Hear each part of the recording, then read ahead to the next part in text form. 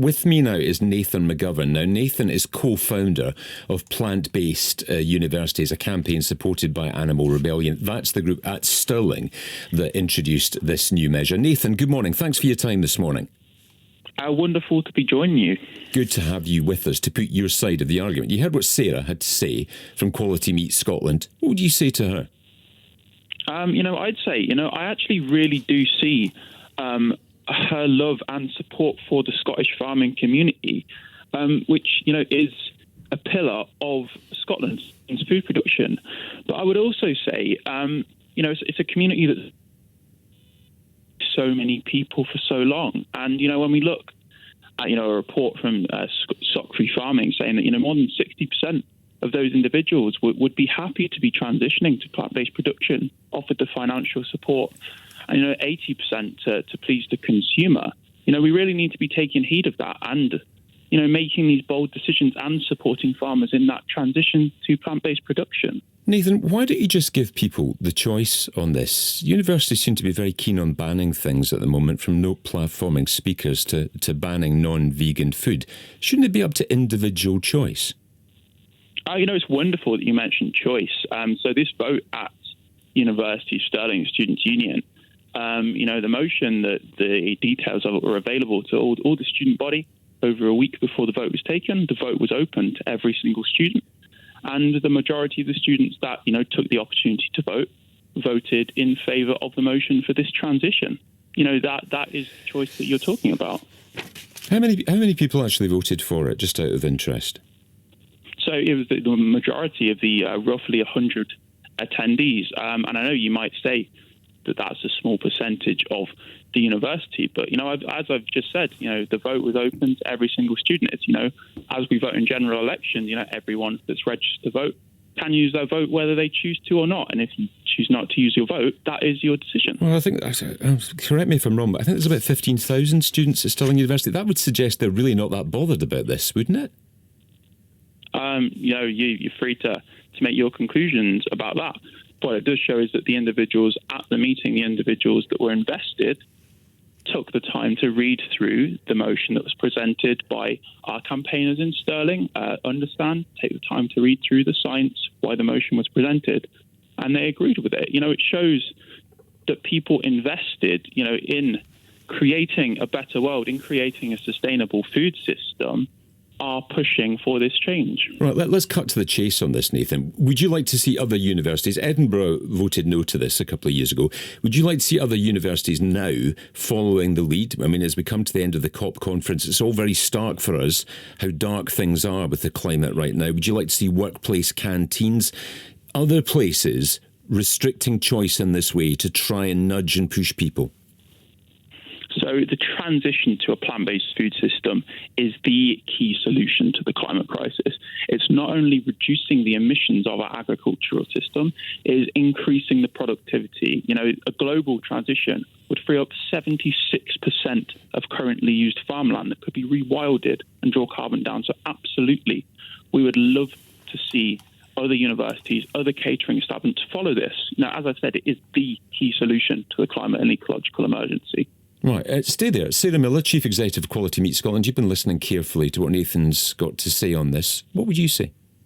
What I would say to that is 80% of our farmland in Scotland is only suited to ruminant livestock production, and I count myself in that. I'm from a hill farm originally, and we cannot grow anything other than sheep and cattle on that ground. It's that grassland and that hill land resource, but that is also alongside delivering for other ecosystem services. So we invest in that resource to make sure there's multiple habitats available for wader birds. We've got a large proportion of breeding lapwings and curlews on our land. We also, like I say, we've undertaken some peatland restoration because we recognise it is one of the big things that we can do to reduce our carbon emissions and safeguard that land resource going forward. And I also think that, again, people need to focus on that healthy, balanced diet because intrinsically food production relies on soil. If we don't manage our soil well, then those human edible crops, your cereal crops, your fruit crops, they rely on more fertiliser, which is very fossil fuel intensive to be able to grow those food products. What we can actually do is use livestock to help provide some of that fertiliser in the right place to grow some of those human edible, vegetable and cereal products. It's that good, healthy mixed farming systems that Scotland is renowned around the world for, which I think is really, really important to that, that wholesale ecological sustainability that we're really focused on. Nathan, that's a good point, isn't it? I mean, we all play to our strengths, and the fact of the matter is the landscape in Scotland, the land itself, lends itself to meat production and to dairy production. I think it is wonderful. We're having this discussion, and Sarah mentioned sustainability. But the fact of the matter is, you don't need to use as much land to grow the same amount of food in a plant-based food system. I've already mentioned rewilding, and it's great to hear Sarah bring up peat bog restoration, in the west and in the north. But vast areas of the United Kingdom, including Scotland, are naturally rainforest, which is a fantastic carbon sink.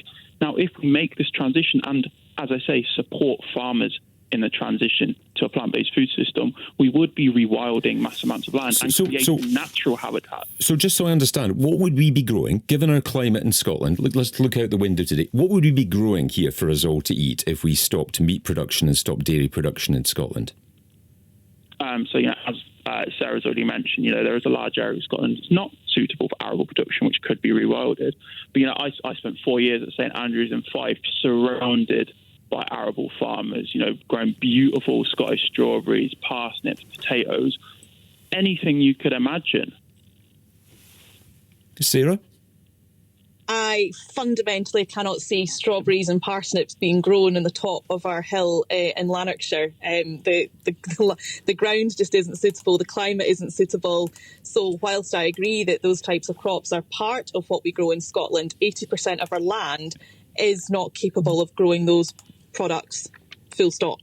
Nathan, when I spoke, you didn't hear this, I don't think, but at the top of the hour, I spoke to a dairy farmer from Ayrshire who made the kind offer, Bryce Cunningham from Mossgiel Organic Farm, who's made a lot of changes to the way that they farm there, and it's all organic there. He made the kind offer that you and others from the Stirling University Student Union group who made this decision could go and visit him and sit down with him and really understand what they do there and what they're trying to do there as part of this transition. Would you like to take him up on that? That is absolutely wonderful. I would love to accept that kind offer. It's really important that we have these discussions and that we don't act as, separate groups. And we do understand that, when we face the climate and ecological emergencies, we're facing it as humankind together. I would love to take him up on that. Right, good. And will you come back on the show once you've done that? We'll get both of you back on together to talk about that.